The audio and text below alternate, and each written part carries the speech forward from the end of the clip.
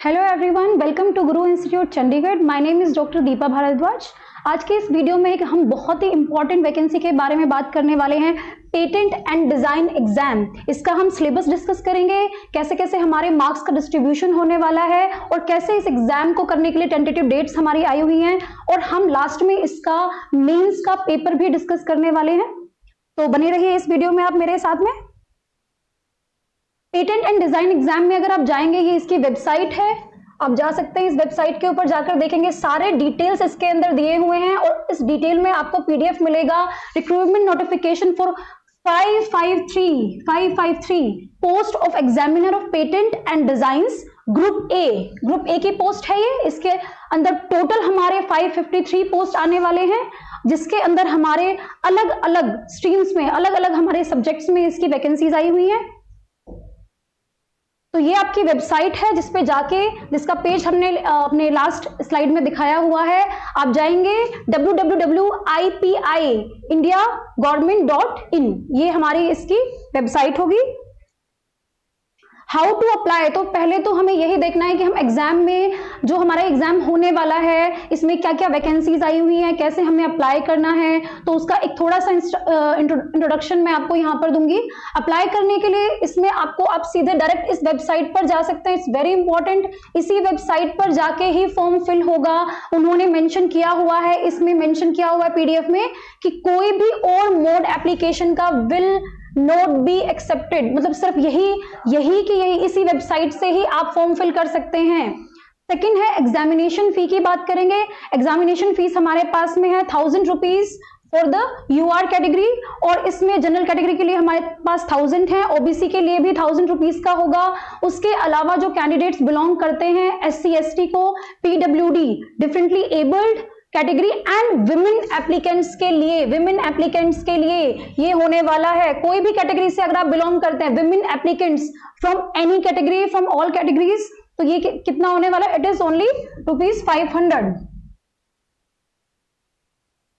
Third है relaxation and concession. तो उन्होंने ये मेंशन किया हुआ है, आपके जो भी इसके अंदर इंस्ट्रक्शंस दिए हुए हैं, आपको ये पीडीएफ बहुत अच्छे से रीड आउट करना है। जो जो इंपॉर्टेंट चीजें हैं वो हम यहाँ पे डिस्कस करने वाले हैं। तो इन्होंने बताया है कि जो भी रिलैक्सेशंस हैं वो हमारी अथॉरिटी में रहेगा। हम उसको, कोई भी माल प्रैक्टिस होगा, हम कोई भी फ्रॉड होगा, तो हम उसको, आपका क्वालिफाई अगर आप कर रहे हो, तो हम उसको भी डिबेयर कर सकते हैं, है ना। ये इसमें दिया हुआ है। फोर्थ हमारा वैकेंसीज आएगा। वैकेंसीज कितनी है? सीजीपीडीटीएम के अंडर ये आता है। इसमें है कि हमारे पास में, मैंने आपको बताया 553 वैकेंसीज आने वाली है। ग्रुप ए गजेटेड ऑफिसर की ये पोस्ट होगी, ग्रुप ए की पोस्ट होने वाली है। लेवल 10 होगा, बहुत अच्छा पे स्केल होने वाला है इसका। ये सारे अलाउंस, जो भी इसमें बेनिफिट्स मिलने वाले हैं, वो सारे इसी के अंदर आपको मिलेगा। नेक्स्ट है important dates at a glance. Tentative बोला हुआ है, बट मोस्टली यही हमारे पास में डेट्स आने वाली हैं। तो फर्स्ट तो ऑनलाइन एप्लीकेशन हमारा ऑलरेडी स्टार्ट हो चुका है 14 जुलाई से स्टार्ट हो चुका है, लेकिन इसका अभी जो है लास्ट हमारी डेट है 4 अगस्त को हमारी लास्ट डेट होगी। इसीलिए बहुत टाइम है अभी आपके पास में, ऑलमोस्ट 14 डेज हैं इसको फिल करने के लिए। आपको इसे पहले आराम से इस पीडीएफ को पढ़ना है, उसके बाद में ही हम अपना फिलिंग स्टार्ट करेंगे। इसके बाद में जो एडमिट कार्ड आएगा हमारा प्री एग्जाम का, देखिए हम डिस्कस करेंगे कौन कौन से एग्जाम्स होने वाले हैं, लेकिन इन्होंने जो डेट्स दिए हुए हैं पहले हम वो देख रहे हैं। तो जो पहला हमारा एडमिट कार्ड मिलेगा प्रिलिमिनरी एग्जाम के लिए, वो हमारा आ जाएगा 14 अगस्त को हमारा एडमिट कार्ड आने वाला है। और जो हमारा फर्स्ट एग्जाम होगा, फर्स्ट प्री एग्जाम होगा, दैट विल बी ऑन 3 सितंबर 2023। आज हमारे पास में इट्स 21 जुलाई, ओके। और हमारा ये एग्जाम हो रहा है, फर्स्ट एग्जाम जो होगा 3 सितंबर को होने वाला है। इट मीन्स हमारे पास में बहुत सफिशिएंट टाइम अभी है। आई होप आप ये प्रिपरेशन स्टार्ट कर चुके होंगे, जो भी इस एग्जाम के बारे में जानते हैं, जिन्होंने फॉर्म फिल कर लिया है, जिन्होंने नहीं किया है। और अगर आप ये वीडियो देख रहे हैं, आपको लगता है कि ये किसी को भी हेल्प करने वाला है जिसने फॉर्म फिल नहीं किया है, वैकेंसीज आप देखिए और इस वीडियो को फिर आप शेयर कीजिए। फिफ्थ हमारा आएगा डिक्लेरेशन ऑफ रिजल्ट्स ऑफ, जो प्री एग्जाम का हमारा रिजल्ट आने वाला है वो भी बहुत जल्दी आएगा। आफ्टर 10 डेज 13 सितंबर को ये रिजल्ट आउट हो जाएगा, ये रिजल्ट आउट होने वाला है ना। इसके बाद में हमारा मेंस एग्जाम होगा। मेंस एग्जाम का भी हमारे पास में एडमिट कार्ड तभी आ जाएगा। और हमारा जो पेपर है ये बहुत इंपॉर्टेंट है, ये 1 अक्टूबर को होगा। 1 अक्टूबर, इट मीन्स इसके जस्ट 1 मंथ बाद ही, है ना, 28 डेज में ही हमारा ये पेपर होने वाला है मेंस एग्जामिनेशन का। जो प्री क्वालिफाई करेगा वो मेंस में हमारा मेंस के लिए क्वालिफाई हो जाएंगे।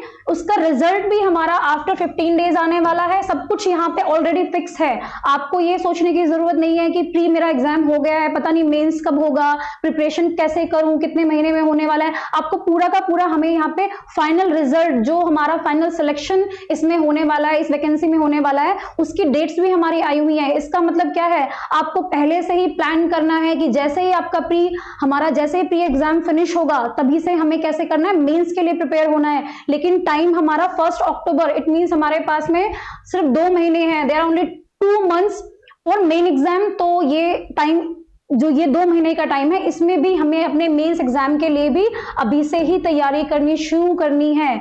जैसे ही मेंस एग्जाम क्वालिफाई होता है, इसका रिजल्ट आएगा, आपको एडमिट कार्ड्स मिलेंगे, वो भी 1 वीक बाद, लगभग 1 वीक बाद आपको मिलेंगे। और इंटरव्यू जो होगा टेंटेटिव है 11th and 12th of November 2023। उसके बाद में हमारा फाइनल रिजल्ट भी आफ्टर 1 वीक ये हमारे पास में आ जाएगा। तो ये सारा का सारा इंपॉर्टेंट डेट्स हैं, इसको आपने बहुत ध्यान से देखना है और फॉलो अप करना है स्ट्रेटेजी बनाने के लिए। अब हम बात करते हैं वैकेंसीज की, बात करेंगे हम आज यहाँ पर फोकस करने वाले हैं केमिस्ट्री के ऊपर। लेकिन इसके अलावा डिसिप्लिन हमारे पास में बहुत ज्यादा है, तो हम फिर भी देखने वाले हैं कि कहाँ पे कितनी कितनी वैकेंसीज आ रही है ना। अगर आपको लगता है कि आपका कोई भी नोन है, कोई फ्रेंड है जो इन सारे डिसिप्लिन में है, जिनकी एलिजिबिलिटी यहाँ पे आती है, जो कर सकते हैं, इस एग्जाम को फिल कर सकते हैं, आप उनके साथ में ये शेयर करिए। ये वैकेंसी को आपको शेयर करना है। यहाँ पे आप देखिए बायोटेक्नोलॉजी में हमारी टोटल 50 पोस्ट है। बहुत अच्छा यहाँ पे वैकेंसी बायोटेक्नोलॉजी में आया। बायोकेमिस्ट्री के अंदर 20 पोस्ट है। अगर आप देखेंगे केमिस्ट्री के अंदर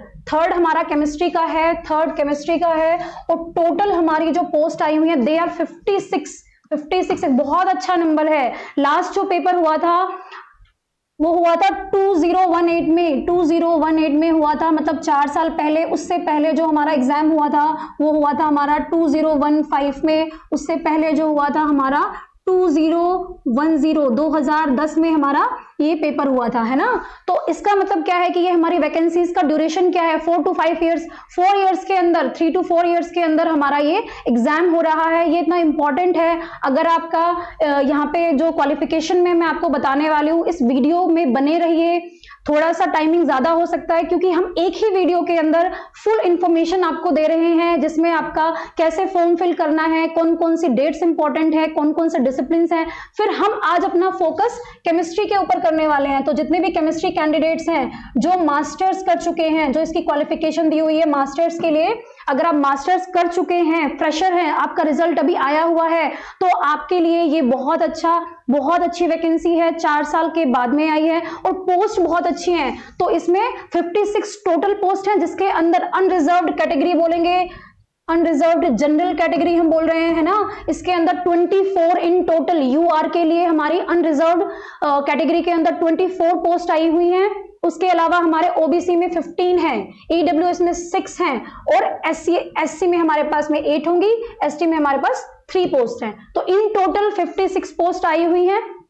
बहुत अच्छी वैकेंसी है, बहुत सारी वैकेंसीज आई हुई हैं। 56 is a very huge amount, है ना। उसके बाद में हम चलते हैं पॉलीमर साइंस के लिए। इसमें पोस्ट हमारी सिर्फ 9 पोस्ट होने वाली है। बायोमेडिकल इंजीनियरिंग में भी इसका नंबर बहुत अच्छा है, 53। और इलेक्ट्रॉनिक एंड कम्युनिकेशन में जो इंजीनियरिंग बैकग्राउंड में है, और वो भी एक बार इस पे फोकस करें। आपके फ्रेंड्स अगर इंजीनियरिंग बैकग्राउंड में है तो प्लीज फोकस करें कि इसके अंदर हमारे पास में 1084 electronics and communication, electrical engineering में 29 पोस्ट हैं। कंप्यूटर साइंस वाले भी देखिए यहाँ पे in total 63, very good number. Physics में हमारे पास में आने वाली है 30 वैकेंसीज है, ये भी एक अच्छा नंबर होने वाला है। सिविल इंजीनियरिंग में 9 होगी। मैकेनिकल इंजीनियरिंग में बहुत अच्छी पोस्ट आई हुई, 99 पोस्ट आई हुई है। अगर आप बीटेक हैं, अगर आप ग्रेजुएट हैं, मैकेनिकल इंजीनियरिंग से हैं, तो आपके पास में 99 पोस्ट आई हुई हैं। इसके बाद में हमारा टेक्सटाइल है, मेटलर्जिकल है, जिसमें 4 है और 8 है इन दोनों में। इसको आपको बहुत ध्यान से देखना है, बहुत अच्छे से देखना है। ये हमारा डिस्ट्रीब्यूशन होने वाला है, आपको ये पीडीएफ मिलेगा, इसमें आप इसको ध्यान से देखना। हम इंपॉर्टेंट डिस्कशंस करेंगे यहाँ पे। मिनिमम एसेंशियल क्वालिफिकेशन, तो यहाँ पे ये इसका सेकंड मोस्ट इंपॉर्टेंट पार्ट है। एक तो वैकेंसीज कितनी आई हुई है ना, एक यहाँ पे कि मिनिमम क्वालिफिकेशन क्या है। यहाँ पे आप देखेंगे या तो हमारे पास में जितने भी साइंस के होने वाले हैं उसमें मोस्टली हमारा मास्टर्स की रिक्वायरमेंट है, और इंजीनियरिंग में हमारे पास में बैचलर्स, अगर आप ग्रेजुएट हैं तो उससे आप इस एग्जाम को, अगर आप क्वालिफाइड हैं, आप इस एग्जाम को की वैकेंसीज को फिल कर सकते हैं। तो ये हमारा इसमें मास्टर्स डिग्री का आ गया। बायोकेमिस्ट्री में भी मास्टर्स है, इसमें हमारे पास में फूड टेक्नोलॉजी में हमारे पास में क्या है, ये इंजीनियरिंग का है, इसमें बैचलर्स है। अब हम बात करते हैं हमारे टॉपिक के ऊपर, केमिस्ट्री के ऊपर। 4th नंबर पे आ रहा है केमिस्ट्री। इसके अंदर आप देख सकते हैं masters degree in chemistry, masters degree in chemistry. इसीलिए जो भी मास्टर्स डिग्री कर चुके हैं, जिनके पास में भी बहुत सालों से अगर आप मास्टर्स कर चुके हैं, और या फिर आपने जस्ट अभी मास्टर्स कंप्लीट किया है, तो इसमें और कोई एग्जाम की रिक्वायरमेंट नहीं है, आपकी यही एलिजिबिलिटी है, आप फॉर्म को फिल कर सकते हैं। या फिर bachelors degree in chemical technology और इंजीनियरिंग, ये वाले भी केमिस्ट्री के अंडर ही आ रहे हैं, यहाँ पे इक्विवेलेंट हैं। पॉलीमर साइंस में मास्टर्स चाहिए, बायोमेडिकल में बैचलर्स, मैंने बताया आपको, इंजीनियरिंग में जितने भी आएंगे वो सारे बैचलर्स ही उनकी क्वालिफिकेशन होने वाली है। यहाँ पे कंप्यूटर साइंस में मास्टर डिग्री मांगा हुआ है, कंप्यूटर साइंस में मास्टर्स मांगा हुआ है आपके पास में, ध्यान देना है आपको। फिजिक्स में भी मास्टर्स ही होगा, सिविल इंजीनियरिंग में बैचलर्स, मैकेनिकल बैचलर्स, इन दोनों में भी बैचलर्स। तो ये इसकी क्वालिफिकेशन है, बहुत अच्छी वैकेंसीज हैं, आप क्वालिफिकेशन भी देख सकते हैं। नेक्स्ट हमारे पास में age limit and age relaxation. यहाँ पे जब मैंने आपको बोला है कि जिनका बहुत पहले भी मास्टर्स हो चुका है, वो उसका मीनिंग यही है कि इसमें एज लिमिट बहुत अच्छी दी हुई है। हमारे पास में जो मिनिमम एज है that is for 21 years and maximum is 35 years for UR. कोई भी रिलैक्सेशन नहीं है, फिर भी आपके पास में इसमें क्या है 35 है। इसीलिए अगर आपका मास्टर्स आपको लग रहा है कि बहुत साल पहले हो चुका है हमारा, है ना, तो क्या हम इसकी एज लिमिट में आते हैं? हाँ जी, हम बिल्कुल इसकी एज लिमिट में आने वाले हैं। अभी कुछ वैकेंसीज आई, जैसे इसरो की वैकेंसी आई थी, तो केमिस्ट्री कैंडिडेट्स के लिए उसमें जो एज था, एज लिमिट थी, वो बहुत ही कम थी। तो आप देखेंगे इसमें आपको एज लिमिट बहुत अच्छी मिल रही है। इसीलिए आप इस एग्जाम को, अगर आप 35 ईयर्स के अंडर आते हैं, 35 ईयर्स में आ रहे हैं, आप इस एग्जाम को फिल कर सकते हैं। ये हमारे पास में अपर एज लिमिट है, लेकिन इसमें रिलैक्सेशन भी होगा, वो आपको बहुत अच्छे से रीड आउट करना है। 5 ईयर्स का हमें इसमें मैक्सिमम क्या मिलने वाला है, हमें मिलेगा रिलैक्सेशन। और किसके लिए होगा ये, इसमें बहुत सारे हमारे पास में इंस्ट्रक्शंस दिए हुए हैं किन किन के लिए होने वाला है। तो ये हमारा एससी कैटेगरी के लिए 5 ईयर्स का होगा, मतलब आप 40 ईयर्स तक इसको फिल कर सकते हैं। एसटी का होगा, एसटी का 40 ईयर्स तक होगा। और इसमें और भी बैकवर्ड क्लासेस के लिए रिजर्वेशंस दिए हुए हैं, यहाँ पे हमारा होगा रिजर्वेशंस दिए हुए हैं।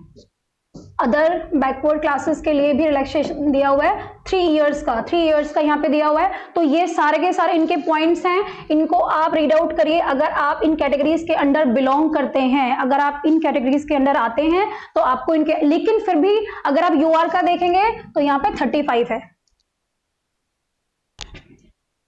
स्कीम ऑफ एग्जामिनेशन, अब हम बात कर रहे हैं कि हमारे एग्जाम्स कैसे कैसे होने वाले हैं, फेजेस कैसे कैसे होने वाले हैं। तो यहाँ पे इस पीडीएफ के अंदर आपको सब कुछ अच्छे से रिटर्न मिलेगा, आपको अच्छे से रीड आउट करना है।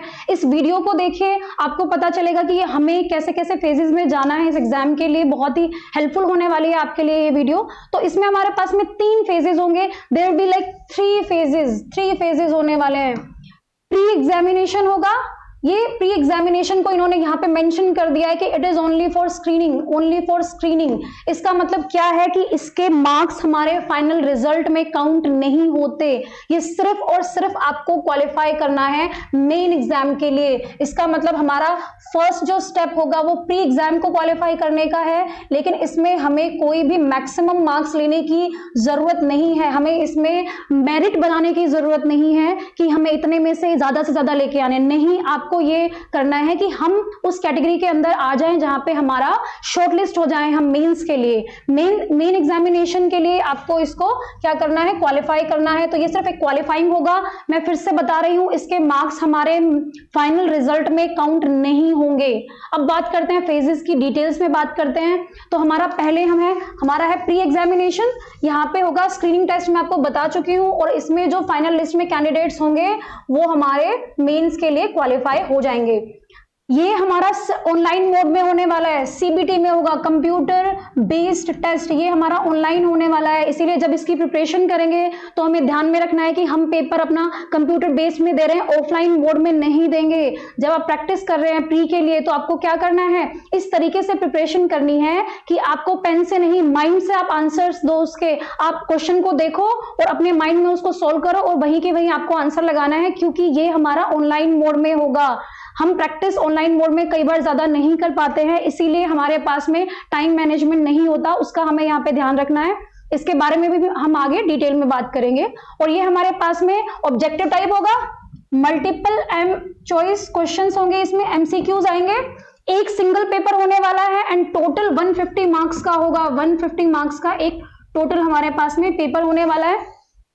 इसका ड्यूरेशन होगा 2 आवर्स के लिए। अब यहां से आप देख लीजिए 150 मार्क्स का ये पेपर होगा, एमसीक्यू है, और हमारे पास में इसमें 2 आवर्स की ड्यूरेशन है। 2 आवर्स की ड्यूरेशन होगी 150 मार्क्स के लिए। आप देखिए 2 आवर्स मतलब हमारे पास में 60, तो 120 मिनट्स हमारे पास में होने वाले हैं। इन टोटल 150 क्वेश्चंस के लिए, एक नंबर का एक क्वेश्चन एक ही मार्क्स के लिए होने वाला है। 1 क्वेश्चन स्टैंड्स फॉर 1 मार्क।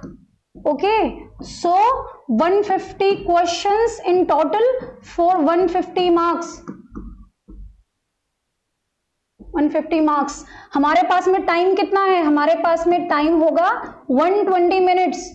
अगर आप इसको देखेंगे तो आपको पता लगने वाला है कि हमें 150 क्वेश्चंस को करना है 150 मार्क्स के लिए। 150 मार्क्स के लिए करेंगे तो इसको हमें एक क्वेश्चन को करने का एवरेज जो टाइम होगा वो हमारा लेस देन अ मिनट होने वाला है। 80 सेकेंड्स का टाइम आपको मिलेगा। कोई भी एग्जाम आप क्वालिफाई करने के लिए सोच रहे हैं तो आपको टाइम मैनेजमेंट का ध्यान रखना बहुत ज्यादा जरूरी है।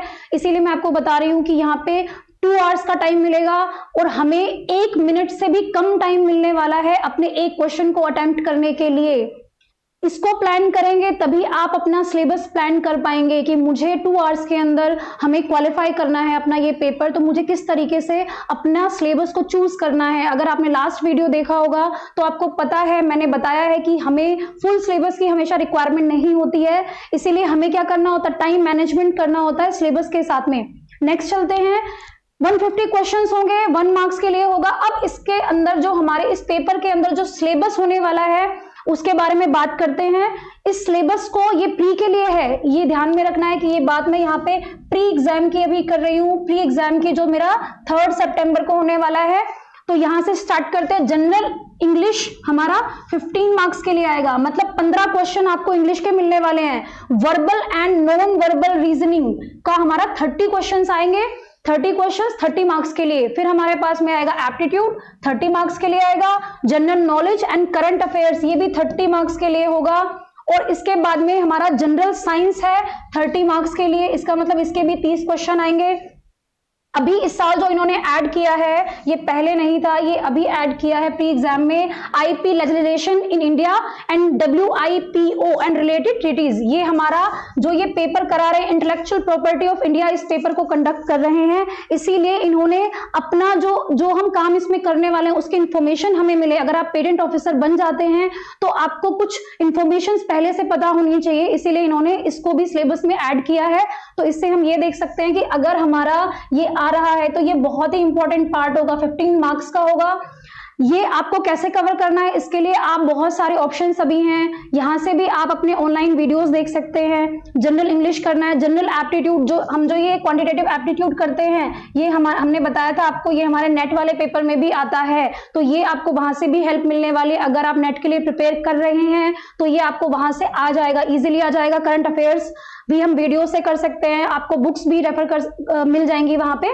जनरल साइंस की हम बात करेंगे। जनरल साइंस के अंदर हमारे पास में फिजिक्स, केमिस्ट्री, मैथ्स आता है और कुछ डिसीज आती हैं, विटामिन्स आते हैं। तो ये नॉर्मल जो हमारा साइंस है ये हमारा फाउंडेशन क्लासेस का आता है। 9th, 10th, 11th and 12th का फिजिक्स, केमिस्ट्री, मैथ्स आएगा। इसीलिए आपको जनरल साइंस अगर करना है तो आप वहां से रेफर कर सकते हैं। आपको फाउंडेशन क्लासेस का 9 to 12th का अपना केमिस्ट्री, फिजिक्स और मैथ्स देख लेना है।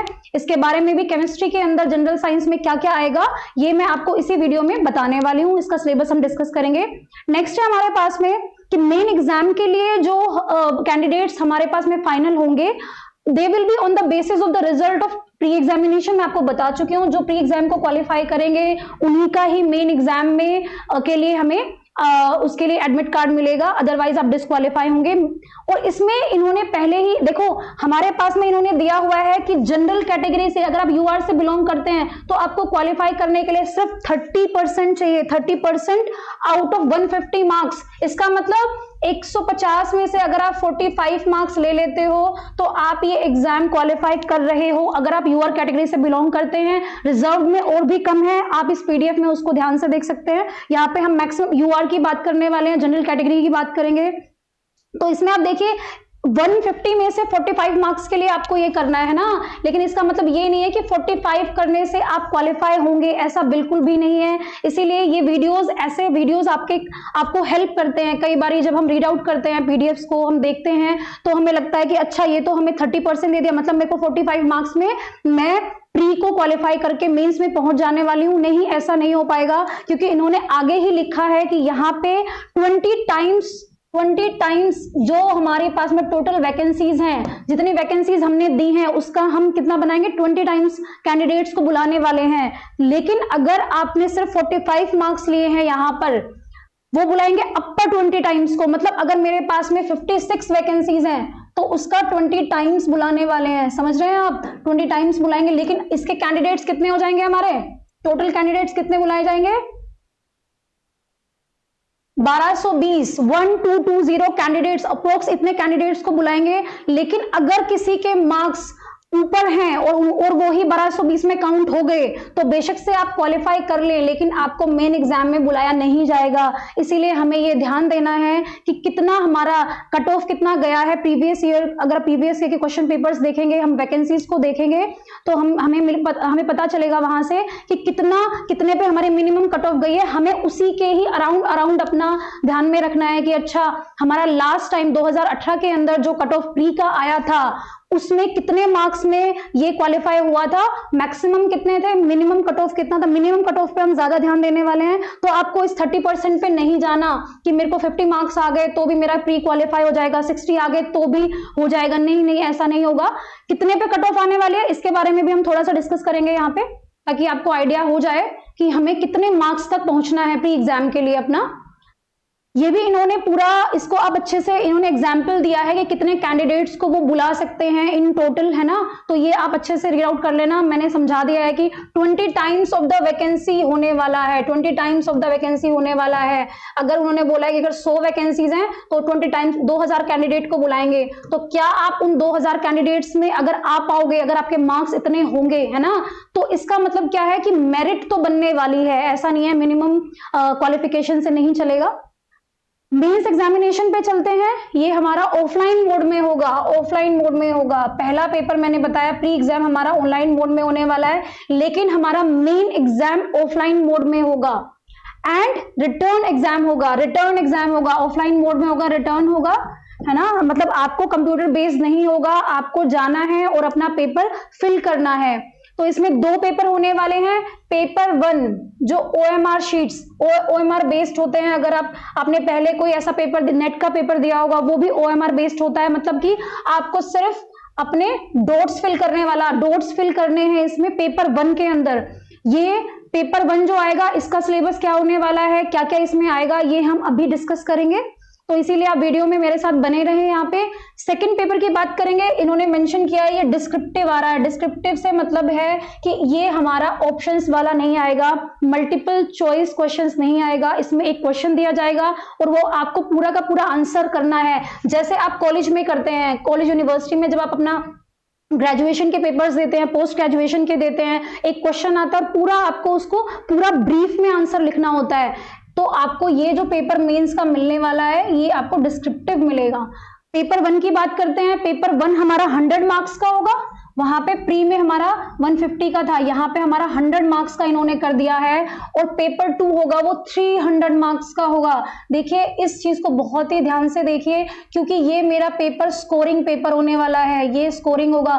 फाइनल रिजल्ट के अंदर आपने मेन एग्जामिनेशन में पेपर 1 प्लस पेपर 2 में टोटल कितने मार्क्स लिए हैं, इसकी मेरिट बनने वाली है, इसकी मेरिट बनेगी, इसी के बेसिस पे थर्ड फेज में आ पाएंगे हम। इसीलिए ये पेपर स्कोरिंग पेपर है, इसमें आपने कितने ज्यादा नंबर लिए हैं वो बहुत ज्यादा मैटर करने वाला है, इसीलिए इसको बहुत ही अच्छे से करना है। ये ऐसा नहीं है कि बस क्वालिफाई कर लो, मिनिमम क्वालिफाई करने के लिए नंबर ले लेंगे, नहीं, इसमें हमें अच्छे से अच्छे मार्क्स अपने लेने हैं। तो ये हमारा फर्स्ट पेपर होगा 100 मार्क्स का, जो नॉन टेक्निकल पेपर है, मतलब कि ये वही जनरल नॉलेज, जनरल अफेयर्स वैसा ही प्री एग्जाम के जैसे आने वाला है। पेपर सेकंड हमारा 300 मार्क्स का, और ये वैकेंसी में आपका जो क्वालिफिकेशन दिया हुआ है, मतलब अगर आप केमिस्ट्री से बिलोंग करते हैं तो केमिस्ट्री आने वाला है, अगर आप पॉलीमर साइंस से हैं तो पॉलीमर साइंस आएगा, अगर आप इंजीनियरिंग से हैं तो ये इंजीनियरिंग बेस्ड पेपर आने वाला है।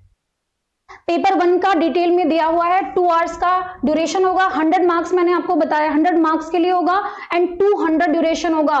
और यहाँ पे एक क्वेश्चन 1 मार्क के लिए है, मतलब कि 100 नंबर का ये पेपर होने वाला है, 100 नंबर का पेपर होने वाला है, और हमारे पास में 2 आवर्स का टाइम है, इसीलिए अराउंड 1 मिनट आपको एक क्वेश्चन अटेम्प्ट करने के लिए मिलेगा।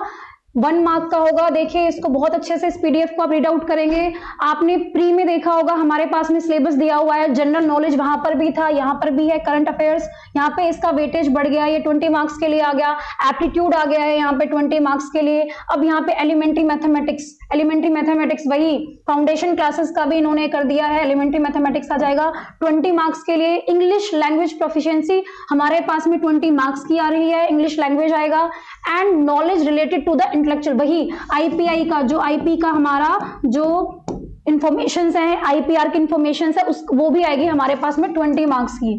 इसीलिए आपको जो प्री एग्जाम है, जो मेरा प्री एग्जाम होगा 3 सितंबर को जो होने वाला है, उसमें जो हम पढ़ेंगे प्लस मेंस का जो पेपर 1 होने वाला है, मेंस एग्जाम का जो पेपर 1 होगा, मैं यहाँ पे लिख रही हूँ, आप भी अपनी डायरी में, अपनी नोटबुक में इसको इसी तरीके से प्लान करिए कि एक पेज के अंदर प्री होने वाला है, मेंस होने वाला है, प्री के अंदर क्या आने वाला है, मेंस के भी 2 हमारे पास में सब पेपर्स हैं, पेपर 1 पेपर 2। पेपर 1 में हमारे पास में क्या आएगा, पेपर 2 में तो हमारा खुद का टॉपिक आने ही वाला है, वो तो काफी डिटेल में उसका सिलेबस लिखा हुआ है। लेकिन अगर आप देखें प्री एग्जाम यहाँ पे है और मेंस एग्जाम यहाँ पर है, इसके बहुत सारे, ये देखो यहाँ पे जनरल नॉलेज, जनरल अफेयर्स, ये करंट अफेयर्स, ये हमारा मैच कर रहा है। इसीलिए जब आप प्रिपरेशन कर रहे हैं प्री के लिए तो आपको ध्यान देना है कि आप इस तरीके से तैयारी कीजिए कि प्री का एग्जाम भी क्वालिफाई हो और मेंस का जो पेपर 1 है वो भी इंक्लूड हो जाए, उसकी भी तैयारी हमें साथ में करनी है, क्योंकि हमारे पास में टाइम अभी उतना नहीं है कि हम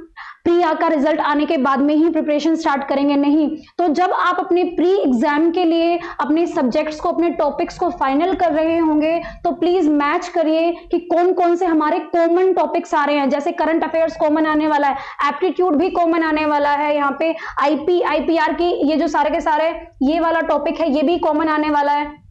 ये सारे के सारे हमारे कॉमन टॉपिक्स हैं, तो अगर आप एक के लिए प्रिपेयर करेंगे तो दूसरा अपने आप ही हो जाएगा, है ना। तो इसको इस तरीके से हमें इसको स्ट्रेटेजी बनानी है अपना पेपर क्वालिफाई करने के लिए।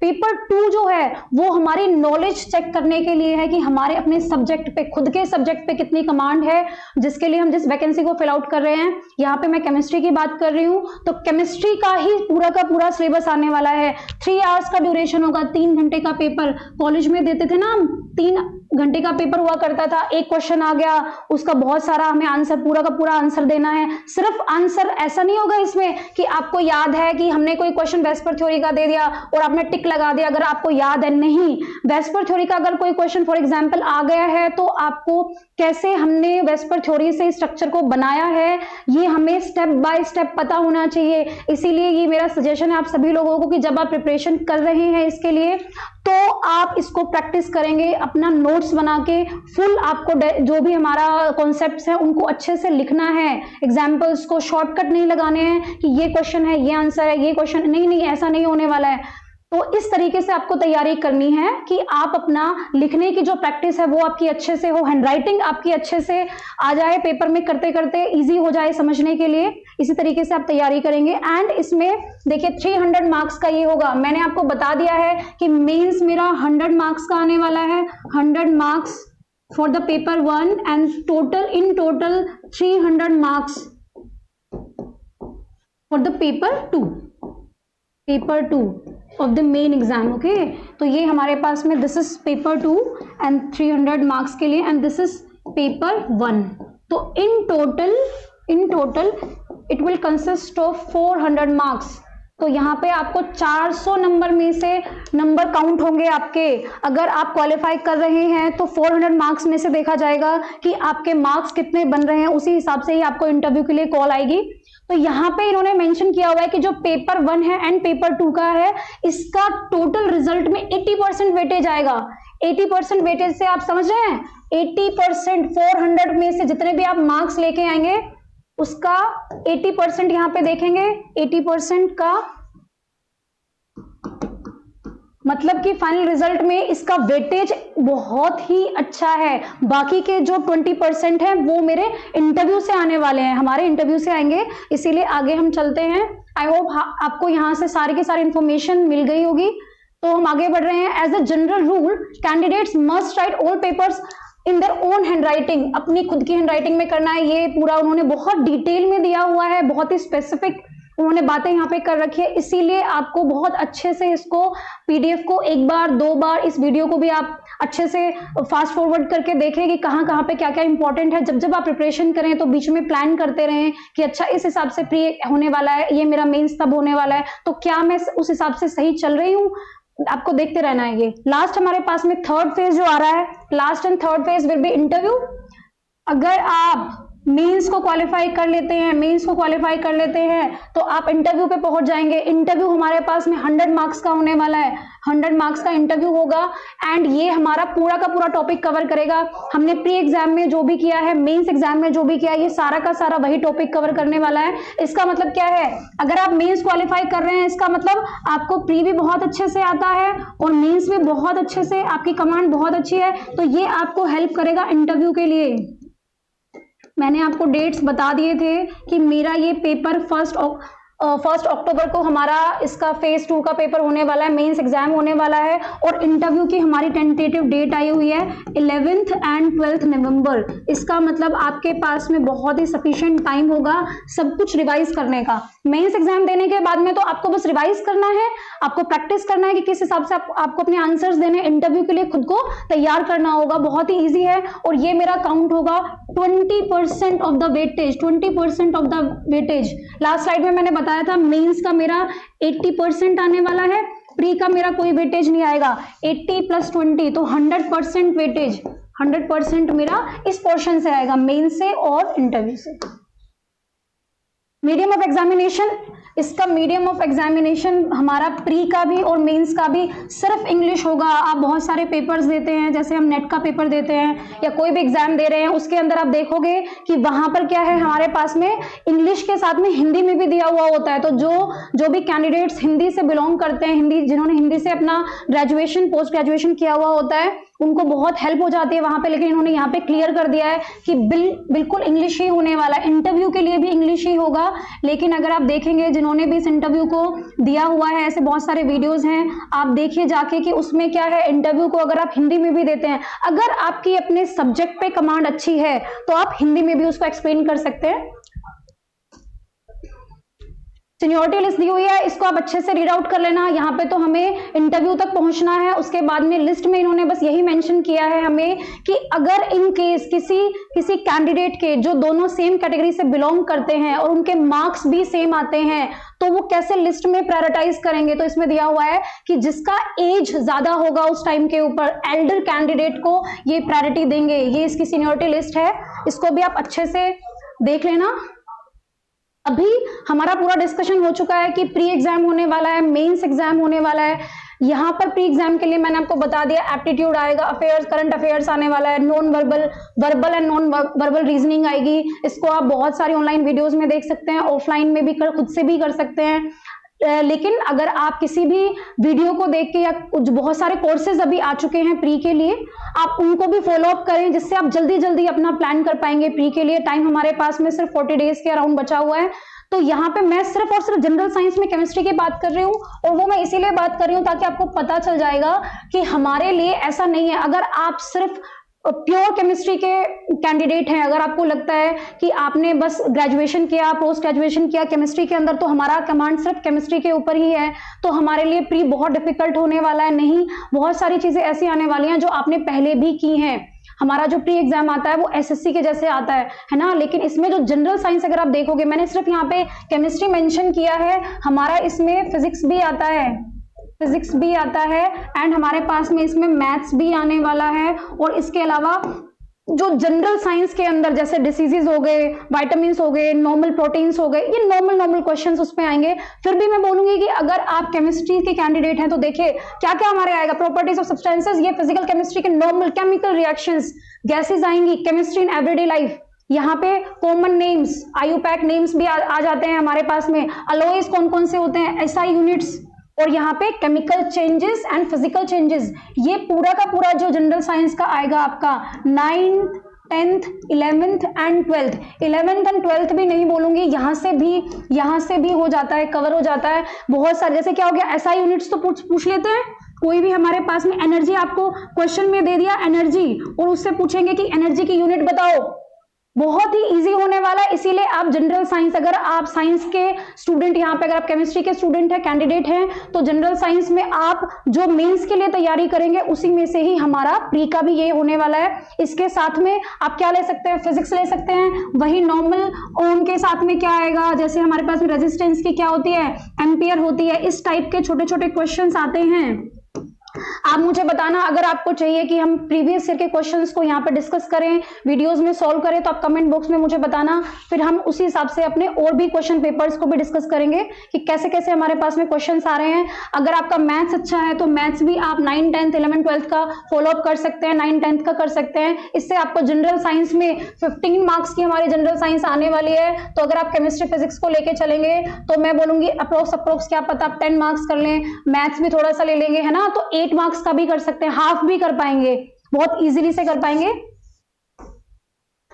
ये हमारे पास में आता है मेन एग्जाम के लिए, पेपर 2 के लिए, जो हमारे पास में क्या होने वाला है, 300 मार्क्स का होगा, उसका ये सिलेबस है, उसका ही ये सिलेबस है। और अगर आपने हमारा लास्ट वीडियो देखा है, अगर नहीं देखा है तो प्लीज जाकर देखिए, जहां पे हमने नेट का सिलेबस डिस्कस किया हुआ है। ये बिल्कुल सेम सिलेबस यहाँ पर है, इसीलिए मैं ज्यादा इसके डिटेल में यहाँ पर नहीं जाऊंगी। इसके बाद में हम डिस्कस करेंगे कि इसका एक पेपर मैं यहाँ पे डिस्कस करने वाली हूँ। अगर आप देखेंगे कि बहुत सारे कैंडिडेट्स को ये रिक्वायरमेंट है कि हमें मेंस का पेपर केमिस्ट्री का मिल जाए, तो क्योंकि हम केमिस्ट्री कैंडिडेट्स हैं, इसीलिए हम अपना एक लास्ट जो 2018 में 2018 के अंदर हमारा केमिस्ट्री का पेपर आया हुआ था, मेंस एग्जाम में आया हुआ था, पेटेंट एग्जाम में, उसको हम डिस्कस करेंगे कि वो कहां से कैसे कैसे क्वेश्चंस आए गए हैं, उसको देखेंगे। तो सिलेबस तो पूरा वही है। अगर आपको सिलेबस डिटेल में जानना है तो प्लीज आप लास्ट वीडियो को रेफर करें, यहाँ पे वही इनऑर्गेनिक केमिस्ट्री है, पीरियोडिसिटी आ गई। लेकिन बस एक डिफरेंस है यहाँ पे, अगर मैं आपको फिर से बता रही हूँ, एक डिफरेंस यही है कि इसमें हमारे पास में फुल डिटेल आने वाली है, हमारा पेपर डिस्क्रिप्टिव होने वाला है, ऑप्शन वाला नहीं होगा। इसीलिए जब आप इनऑर्गेनिक कर रहे हो, हमारे पास में केमिकल डॉट स्ट्रक्चर आ गया, यहाँ पे एमओटी आ गया, है ना, और आपने तो घर से प्रैक्टिस की थी, है ना, कि अच्छा ये इसका आ गया तो इसका आंसर यही आ जाएगा। हम कुछ शॉर्टकट्स लगाते हैं। अगर आप बहुत सारी वीडियोस को फॉलो अप करेंगे तो उसमें क्या होता है, जैसे एमओटी थ्योरी को याद कर लेते हैं, यहाँ पे एमओटी थ्योरी को याद कर लेते हैं कि भैया हमारा ये सिग्मा 1s बन जाएगा, उसके बाद में सिग्मा स्टार एस की 1s की फिलिंग होगी, एंड सो ऑन, फिर उसके बाद में मेरा पाई 2px पहले आ जाएगा। इस टाइप के, अगर आप केमिस्ट्री के कैंडिडेट इस वीडियो को देख रहे हैं तो आप रिलेट कर पाएंगे कि मैं क्या बात कर रही हूँ। वहां पे इस शॉर्टकट से इस पेपर में काम नहीं चलेगा, क्योंकि मेरा ये पेपर रिटर्न आने वाला है। आपसे पूछा जाएगा कि इसका आप हमें बताओ एमओटी से क्या बनेगा, एमओटी बनाओ, मॉलिक्यूलर ऑर्बिटल डायग्राम आपको अगर बनाना है तो वो आपको बोलेंगे, तो आपको स्टेप बाय स्टेप जाके पूरा का पूरा डायग्राम शो करना होगा। इसीलिए आपको इस पेपर के लिए जो आप प्रिपेयर कर रहे हैं तो प्लीज आप अपने नोट्स बनाएं। जहां से भी अगर आप नेट के लिए तैयारी कर रहे हैं, अगर आप नेट एग्जाम क्वालिफाई कर चुके हैं तो आपको अच्छे से पता होगा कि आपके पास में नोट्स भी अवेलेबल होंगे। अगर आप कोई वीडियो फॉलो अप कर रहे हैं तो प्लीज शॉर्टकट्स के लिए ना जाएं, अपने पास में नोट्स रखिए, अपने पास में पेन रखिए, और जैसे जैसे जैसे जैसे कोई भी आप क्वेश्चन सोल्व कर रहे हैं तो उसका छोटा सा आप उसका डिटेल में भी लिखें। हैंडी होना चाहिए आपका, ताकि आपकी हैंडराइटिंग भी अच्छी होगी और हमें फट से अगर कोई क्वेश्चन मिलता है तो हम उसका फुल कॉन्सेप्ट वहां पे लिख पाए। इस तरीके से आपको इस एग्जाम की तैयारी करनी है। ये इनऑर्गेनिक केमिस्ट्री है, सेम सिलेबस नेट का दिया हुआ है, फिजिकल केमिस्ट्री का भी सेम सिलेबस दिया हुआ है, इसमें मुझे कुछ भी रिपीट करने की जरूरत नहीं है। एटॉमिक स्ट्रक्चर पहले वही क्वांटम आ जाएगा, उसके बाद में थर्मोडायनेमिक्स आ जाती है, ये स्टैट थर्मोडायनेमिक्स है यहाँ पे, फिर इलेक्ट्रोकेमिस्ट्री आ जाता है ना, और उसके बाद में केमिकल काइनेटिक्स आ जाती है, सॉलिड स्टेट आ जाएगा, कॉलोइडल, ये मेरा सरफेस केमिस्ट्री आ गया यहाँ पे, और लास्ट में पॉलीमर केमिस्ट्री दे दिया इन्होंने।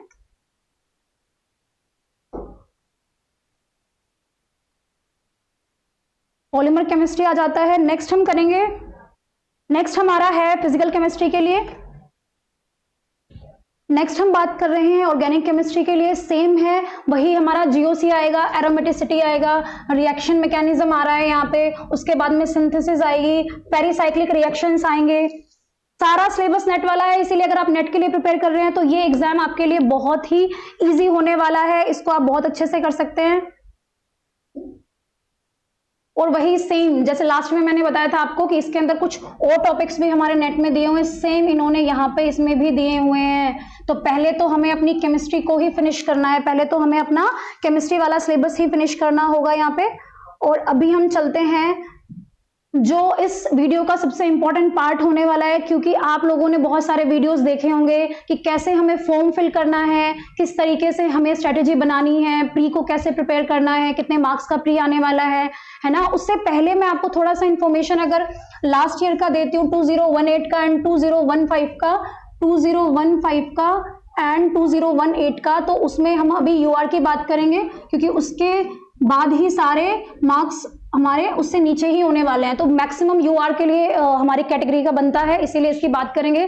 तो जो प्री है उसके अंदर हमारे 79 अराउंड मार्क्स तो कट ऑफ गया था, हमारे पास में कट ऑफ गया था 2015 में, एंड 82 हमारा गया था, 82 हमारा 2018 में गया था, है ना। तो प्री के अंदर है, लेकिन जब मैं मेंस की बात कर रही हूँ, मेंस की हम बात करते हैं, मेंस एग्जाम में केमिस्ट्री की बात कर रहे हैं, मेंस एग्जाम के लिए बात कर रहे हैं, तो हमारा यहाँ पे गया था 115 के अराउंड हमारी इसकी गई थी, मिनिमम कट ऑफ गई थी, एंड मैक्सिमम हमारा गया था 132, मैक्सिमम 132 गया था हमारा। 2018 में इसका हमारा मिनिमम कट ऑफ ही 132 अराउंड था, 132 अराउंड आया था। इसका मतलब क्या है कि आपको 300 में से ये हमारा 2015 का मिनिमम अगर हम देख रहे हैं 115, जिसने मैक्सिमम मार्क्स लिए होंगे 132 मैक्सिमम मार्क्स थे, और 2018 में 2018 में हमारा 132 के अराउंड में है, ये अप्रोक्स बता रही हूं, इतना हमारा कट ऑफ गया था केमिस्ट्री के लिए। इसका मतलब आपको यहाँ पे क्या करना है, ये मेरा पेपर 2 की बात मैं कर रही हूँ, इसका मतलब आपको 300 में से अगर अभी क्वालिफाई करना है तो आपको ये होना चाहिए कि एटलीस्ट आप इतना अच्छे से सिलेबस को इतने इस हिसाब से आप अपने सिलेबस को मैनेज करें कि आप अपना जिस तरीके से नेट का करते हैं ना कि 200 मार्क्स का हमें सिलेबस रेडी करना है, तो मैं कहूंगी आपको यहाँ पर भी 200 मार्क्स का ही सिलेबस रेडी करके जाना है, तभी हम सिलेक्टिवली अपने क्वेश्चंस को चूज कर पाएंगे वहां पे। क्योंकि ऐसा नहीं है कि अगर आप 200 मार्क्स के लिए सिलेबस की लिस्ट बना के जा रहे हैं तो आपको वहां पे 200 मार्क्स के लिए ही आने वाला है, या फिर जिस हिसाब से जो जो टॉपिक आपने चूज कर लिए वही आने वाले हैं। इसीलिए सेफ साइड के लिए आप 200 मार्क्स का अपना रेडी करके जाओ, उसमें से आप ट्राई करो कि आप 150 मार्क्स का अप्रोच कर पाओ अपना, है ना। तो इसीलिए इसमें के अंदर भी, इस मेंस एग्जाम के अंदर भी आपको ऐसा नहीं करना है कि पूरा का पूरा मेंस का सिलेबस की तैयारी करनी है, ऐसी कोई जरूरत नहीं है। आपको अपना टाइम मैनेजमेंट करना है, सिलेबस के लिए लिस्ट बनानी है, जैसे हमने नेट में किया था। अब हम बात करते हैं प्रीवियस ईयर के एग्जाम की, मेंस एग्जाम का है ये, और 2018 का ये पेपर है, 2018 का पेपर। आज सिर्फ कहाँ कहाँ से कौन कौन सा पोर्शन आया है और इसका क्या किस तरीके से इसको बनाया गया है, पैटर्न क्या है, कितना ऑर्गेनिक के क्वेश्चंस आते हैं, किस टाइप से क्वेश्चंस आते हैं, है ना। इस पेपर को मैं डिस्कस कर रही हूँ, ये 2018 से है, पर इसका मतलब ये नहीं है कि हमारा जो 2015 में था वो भी यही टॉपिक्स पे आ रहा था, नहीं, टॉपिक्स चेंज हो सकते हैं, लेकिन इनका क्राइटेरिया किस तरीके से किस टाइप के क्वेश्चन हमारे आ रहे हैं, कहाँ कहाँ से कितने कितने आते हैं, ये हमें हेल्प होने वाली है इससे। इसीलिए हम स्टार्ट करते हैं अपना प्रीवियस ईयर का एग्जाम मेंस के लिए है 2018 का सेक्शन ए। यहाँ पे इन्होंने बोला है कि 12 मार्क्स हर एक क्वेश्चन हमारा 12 नंबर का होने वाला है, जिसके दो पार्ट्स होंगे, part A and part B. तो यहाँ पे पार्ट ए है फर्स्ट का, पार्ट बी है, ये भी 6 मार्क्स का होगा और ये भी 6 मार्क्स का होगा। तो देखिए हमारा फर्स्ट क्वेश्चन को हम यहाँ पे देखते हैं, फर्स्ट का ए देखते हैं। Comment on the basic strength of the following molecules giving reasons. मैं आपको सिर्फ यहाँ पे फुल आंसर हम नहीं करेंगे, हम आपको यही बता रहे हैं कि कहां से कौन सा क्वेश्चन आने वाला है। तो देखिए ये हमारा बेसिक स्ट्रेंथ पूछा हुआ है, ये मेरा बेसिक स्ट्रेंथ 2 स्ट्रक्चर्स है, जीओसी से ये आता है ऑर्गेनिक। यहाँ पे मैं दोनों मेंशन करने वाली हूँ कि कौन सा सब टॉपिक है, जीओसी से आएगा और ये मेरा ऑर्गेनिक का क्वेश्चन आता है, ऑर्गेनिक का क्वेश्चन आ रहा है। यहाँ पे आपको फुल डिटेल इन दोनों के बारे में, दोनों का आप लिखेंगे डिटेल कि यहाँ पे लोन पेयर कैसे बिहेव करेगा। जीओसी का क्वेश्चन है, बहुत ही अच्छा क्वेश्चन आया हुआ है, नॉर्मल क्वेश्चन है, ये 6 नंबर का होगा, इसका मतलब 3 मार्क्स का लगा इन एवरेज लगा के चल लेते हैं, दोनों के लिए इजीली कर सकते हैं। आप जीओसी पढ़ेंगे, बहुत ही हम नेट के लिए भी जीओसी को बहुत अच्छे से प्रिपेयर करते हैं, तो वहां से हमें ये हेल्प होने वाली है। और ऑर्गेनिक के अंदर तो कोई शॉर्टकट वैसे भी नहीं होता है, आपको अगर कोई भी चीज प्रूव करनी है, बेसिक स्ट्रेंथ करनी है, तो आपको क्या करना पड़ेगा, आपको पता होना चाहिए कि कहाँ से डिलोकलाइजेशन हो रहा है, कौन सा कैसे बिहेव करेगा, तो आपको अच्छे से करना है इसे। सेकंड हमारा होगा बी पार्ट का, जो भी 6 नंबर का है, giving reasons predict the most stable conformation of cyclohexane 1,4-डायोल। कंफर्मेशन की बात कर रहे हैं हम, कंफर्मेशन सीखते हैं किनकी, साइक्लोहेक्सेन्स की सीखते हैं। इसका आंसर में डबल बोर्ड स्ट्रक्चर आता है हमारा, इसका आंसर तो आएगा बोर्ड स्ट्रक्चर आएगा। कंफर्मेशन हम पढ़ते हैं ना, कौन को कैसे कैसे, जैसे एक चेयर कंफर्मेशन हो गया, एक बोर्ड कंफर्मेशन हो गया, ये इस टाइप के कंफर्मेशन हम पढ़ते हैं। इसका आंसर ये आ गया, इससे काम यहाँ पे नहीं चलेगा, आपको क्या गिविंग रीजंस भी देने हैं और प्रूव भी करना है। ये मेरा हो गया साइक्लोहेक्सेन 1,4-डायोल, दिस इज 1। यहाँ पे इसकी मैं थोड़ी स्टीरियोकेमिस्ट्री यहाँ पे ये बना देती हूँ, ये इसकी मोस्ट स्टेबल रहेगी एंड दिस इज OH, इस तरीके से आएगी, है ना। तो पहले तो आपको पता होना चाहिए कि बनाना कैसे है, फिर उसकी मोस्ट स्टेबल कंफर्मेशन कौन सी होने वाली है और रीजंस भी देने हैं। इसके भी 6 मार्क्स होने वाले हैं आपके पास में। ये हमारा स्टीरियोकेमिस्ट्री से आता है। और ऑर्गेनिक का तो फर्स्ट क्वेश्चन मेरा ऑर्गेनिक से बिलोंग करता है, ये मेरा स्टीरियोकेमिस्ट्री से आ गया।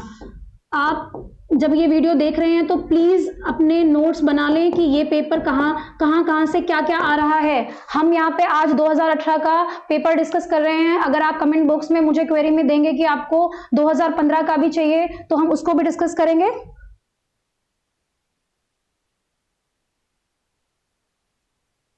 सेकेंड क्वेश्चन की बात करते हैं, trialkyl phosphines are good trans directing and as expected the reaction between this and PtCl4 trans isomer as a major product। इस क्वेश्चन के अंदर हमसे ट्रांस इफेक्ट के बेसिस पे पूछा हुआ है। ट्रांस इफेक्ट हमारा कहां पर आता है, अगर आप अच्छे से नेट के लिए तैयारी कर रहे हैं, आपने मास्टर्स किया हुआ है, अभी फ्रेश भी अगर आप मास्टर्स आप कर चुके हैं, आपको पता है ट्रांस इफेक्ट हमारा आता है कोऑर्डिनेशन केमिस्ट्री से।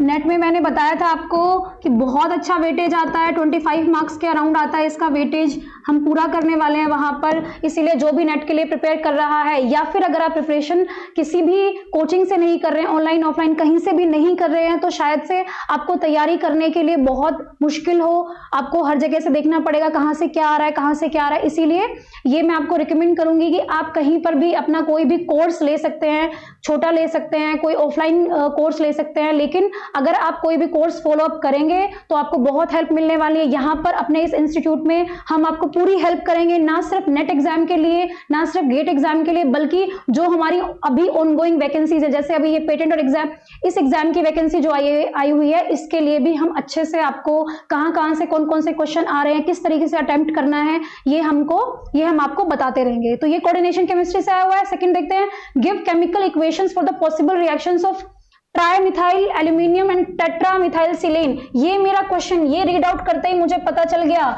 ये आ रहा है मेरा ओएमसी से, ऑर्गेनोमेटेलिक केमिस्ट्री। ये मैंने बताया था कहां से, नेट के एग्जाम में अराउंड 25 मार्क्स का मैक्सिमम आ जाता है, 22 से 25 तक आ जाता है। ये भी उतना ही होता है मेरा, 25 मार्क्स तक भी आ जाता है नेट के पेपर में। दोनों ही बहुत इंपॉर्टेंट है, दोनों से ही आ रहा है यहाँ पे, है ना। तो मेरा सेकंड क्वेश्चन जो बिलोंग करता है वो मेरा इनऑर्गेनिक को बिलोंग कर रहा है यहाँ पे, सेकंड क्वेश्चन।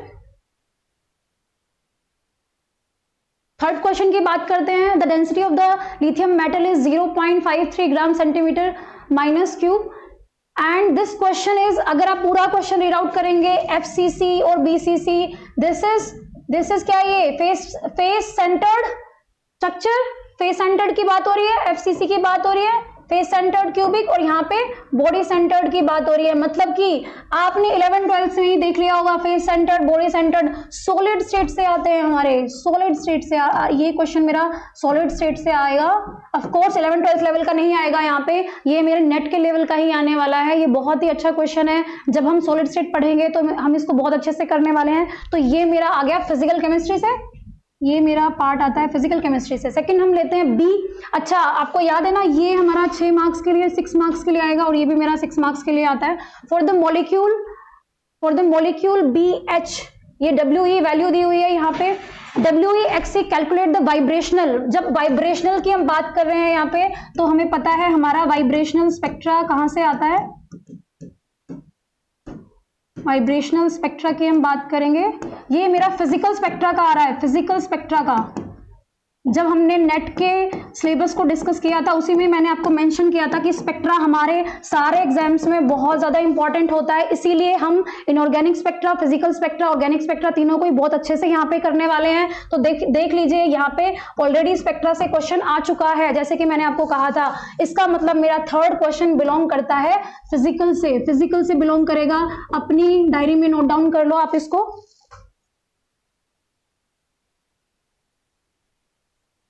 अभी हम करते हैं, हमारा each question is of 20 marks, और part A and part B होगा। पार्ट ए को डिस्कस करते हैं, रेट्रोसिंथेसिस की बात हो रही है, इसका मतलब हमारा जो फोर्थ क्वेश्चन है वो ऑर्गेनिक से आता है, रेट्रोसिंथेसिस से आएगा। फोर्थ का ए पार्ट, इसमें बोला हुआ है कि 20 मार्क्स के लिए ए एंड बी, इसीलिए ये मेरा 10 मार्क्स का यहाँ पे होने वाला है पार्ट ए। पार्ट बी की हम बात करेंगे, वो भी मेरा ऑर्गेनिक से आ रहा है, ये रिएक्शन मैकेनिज्म से आने वाला है, इसीलिए ये भी 10 मार्क्स का होगा। अगर आप देखेंगे इसके भी सब पार्ट्स हैं, दोनों 5-5 मार्क्स के होंगे। ये हमारा रिएक्शन मैकेनिज्म से आएगा, इसका मतलब मेरा सेक्शन बी का जो फर्स्ट पार्ट आ रहा है वो फिर से ऑर्गेनिक से ही आता है। आगे चलते हैं, हमारा फिफ्थ का ए पार्ट, द टॉक्सिक स्पीशीज। ये देखिए आप, यहाँ पे पूछा गया है एनएमआर प्रोब का पूछा गया है। ये मेरा आता है कि एनएमआर का हम कैसे करते हैं प्रोटीन बाइंडिंग के लिए। ये कहाँ से, ये एनएमआर का, ये मेरा इनऑर्गेनिक स्पेक्ट्रा में जब हम आईआर करेंगे उस वहां से आएगा, इनऑर्गेनिक स्पेक्ट्रा से आता है। और उसका बी पार्ट है मेरा, इसमें पूछा गया है मोज़ेबेयर स्पेक्ट्रा का पूछा गया है, मोज़ेबेयर स्पेक्ट्रा पूछा गया है यहाँ पे स्पेक्ट्रम, तो ये भी मेरा इनऑर्गेनिक स्पेक्ट्रा से, ये पूरा का पूरा क्वेश्चन मेरा आईआर से, इनऑर्गेनिक से आता है, इनऑर्गेनिक स्पेक्ट्रा से आता है। इसीलिए हम क्या कर रहे हैं यहाँ पे, देख रहे हैं कि फर्स्ट मेरा फोर्थ क्वेश्चन ऑर्गेनिक से आया था, फिफ्थ मेरा इनऑर्गेनिक से आता है। सिक्स की बात करेंगे, क्वेश्चन को देखते ही समझ में आ रहा है, ये बिलोंग करता है केमिकल काइनेटिक्स को। केमिकल काइनेटिक्स की बात कर रहे हैं हम यहाँ पे। पार्ट ए है, 10 मार्क्स के लिए होगा, केमिकल काइनेटिक्स से मेरा आ रहा है। नेक्स्ट हम करेंगे बी पार्ट, ये मेरा इलेक्ट्रोकेमिस्ट्री से है। आप जैसे ही देखेंगे इसमें हमें हाफ सेल दिए हुए हैं, ये मेरा इलेक्ट्रोकेमिस्ट्री से आ रहा है पार्ट बी, ये भी 10 मार्क्स के लिए होगा। इसका मतलब पहला ऑर्गेनिक था, फिर इनऑर्गेनिक एंड थर्ड मेरा आ गया फिजिकल। पार्ट ए में भी ऐसे ही हो रहा है, पार्ट बी में भी। अब बात करते हैं सेक्शन सी की, बात करते हैं पार्ट सी की, बात करते हैं। 28 मार्क्स का मेरा एक क्वेश्चन होने वाला है पार्ट एंड पार्ट बी। सो ये पार्ट ए मेरा 14 मार्क्स के लिए होगा, 14 मार्क्स के लिए होने वाला है। और इसमें हम कर रहे हैं हॉफमैन, ये मेरा आएगा ये मेरा रिएक्शन मैकेनिज्म से आने वाला है। अमीन्स को एल्कीन्स में कैसे चेंज करते हैं, जब आप ऑर्गेनिक में इस टॉपिक को करेंगे आपको पता चल जाएगा, और पूरा का पूरा हमें इसको डिटेल में करना है। 14 मार्क्स का ये क्वेश्चन आएगा। सेकंड हमारा बी होने वाला है कंफर्मेशन। ये मेरा क्वेश्चन आ रहा है फोटोकेमिस्ट्री से, तो पहला हमारा 7th भी कहां से आता है, ऑर्गेनिक केमिस्ट्री से आएगा। 8th क्वेश्चन हमारा आता है what product including the stereochemistry of this and this, ये मेरा ओएमसी से आता है, ओएमसी से आएगा। और पार्ट बी जो हमारा है ये हमारा आता है, इसमें लिखा हुआ है हमारे पास में CON in the presence of this and this, ये भी मेरा ओएमसी से ही आ रहा है, इसीलिए ये हमारा दोनों के दोनों इनऑर्गेनिक को बिलोंग करते हैं। पार्ट ए भी 14 मार्क्स का होगा एंड पार्ट बी भी 14 मार्क्स का होगा, इन टोटल 28 मार्क्स के लिए। 9th क्वेश्चन की बात कर रहे हैं, किरचॉफ्स इक्वेशन की हम बात कर रहे हैं यहाँ पे। ये मेरी आती है क्वांटम से आएगा ये। और सेकंड बी पार्ट जो हमारा आ रहा है वो हमें करना है इक्विलिब्रियम कांस्टेंट से। हम क्या करने वाले हैं, फेज इक्विलिब्रियम करने वाले हैं। हमने नेट में भी आपसे डिस्कस किया था कि ये इक्विलिब्रियम वाला जो पोर्शन आता है फिजिकल से, ये बहुत ही अच्छा होता है। ये भी हमारा टोटल 28 मार्क्स का होने वाला है। तो ये हमारे पास में टोटल सेक्शन सी के हमारे दिए हुए थे। सेक्शन डी की बात करते हैं, 40 मार्क्स का होने वाला है एक क्वेश्चन, 20 मार्क्स के लिए। ऑर्गेनिक कंपाउंड, ये हमारा लास्ट पोर्शन है, सबसे बड़ा पोर्शन होने वाला है। ये मेरा ऑर्गेनिक स्पेक्ट्रा से आएगा, ऑर्गेनिक स्पेक्ट्रा से आने वाला है। यहाँ पे बी पार्ट हमारा, बी पार्ट में देख रहे हैं फिर से ट्रांसफॉर्मेशन है, रिएक्शन मैकेनिज्म से होगा ये। ऑर्गेनिक स्पेक्ट्रा से भी क्वेश्चन आ गया, फिजिकल से भी आ गया, इनऑर्गेनिक से भी आ गया। इसका मतलब स्पेक्ट्रोस्कोपी बहुत इंपॉर्टेंट होने वाली है, ये 20 मार्क्स के लिए, ये भी 20 मार्क्स के लिए। यहाँ पे हमारा क्या है, रिएक्शन, इसका हम कंफर्मेशन चेंजेस करेंगे और हमारे पास में होने वाला है ये रिएक्शन मैकेनिज्म से। नेक्स्ट पार्ट पे चलते हैं, क्वेश्चन नंबर 11 SALCC पूछा हुआ है, symmetry adapted to symmetry adapted of hydrogen 1s orbitals. ये हमारे पास में क्वांटम से आएगा और मॉलिक्यूलर ऑर्बिटल से, केमिकल बॉन्डिंग से आने वाला है ये क्वेश्चन। एंड इसके लिए हमारे पास में इन्होंने ऑलरेडी हमारे पास में जो सिमेट्री है ग्रुप थ्योरी के लिए जो हमें रिक्वायरमेंट्स होगी वो हमें टेबल प्रोवाइडेड करी हुई है। सेकेंड क्वेश्चन जो बी पार्ट हमारे पास आ रहा है वो आ रहा है हमारे पास में octahedral coordination of metal ions दिया हुआ है, लेटिस एंथैल्पी दी हुई है और हमें LFSC बताना है, LFSC लिगेंड फील्ड एनर्जी बतानी है ना। तो ये मेरा कोऑर्डिनेशन से आता है, कोऑर्डिनेशन से आएगा। इनऑर्गेनिक भी हमारा यहाँ पे आ गया। फर्स्ट क्वेश्चन ऑर्गेनिक था, सेकंड अब फर्स्ट क्वेश्चन ऑर्गेनिक से बिलोंग कर रहा था, सेकंड इनऑर्गेनिक से, थर्ड हमारा फिजिकल। लास्ट सेक्शन डी का लास्ट 12th क्वेश्चन देखते ही पता लग रहा है कहां से आएगा, ये क्वांटम से आएगा। हाइड्रोजन एटम का वेव फंक्शन पूछा हुआ है, ये मेरा क्वांटम से आ रहा है। ये पूरी की पूरी इक्वेशन हम करने वाले हैं इसमें क्वांटम वाले चैप्टर में। एंड जो हक्कल्स, ये भी मेरा क्वांटम से, हक्कल्स इक्वेशन ये भी मेरा क्वांटम से ही आएगा। इसका मतलब ये मेरा चैप्टर फिजिकल से, ये मेरा पार्ट जो है फिजिकल से आने वाला है। इसी तरीके से हमारा मेंस एग्जाम आएगा। इसके बारे में अगर आपको और इन्फॉर्मेशन चाहिए प्लीज हमें कमेंट बॉक्स में बताएं। और अगर आपको ऑनलाइन ऑफलाइन वीडियो के लिए हमारे पास आना है, नेट के लिए, इन सभी टाइप के एग्जाम्स के लिए, तो प्लीज मेरे जो वेबसाइट है इस पे आप कांटेक्ट कर सकते हैं, मोबाइल नंबर पे कांटेक्ट कर सकते हैं। आज के लिए इतना ही, थैंक यू।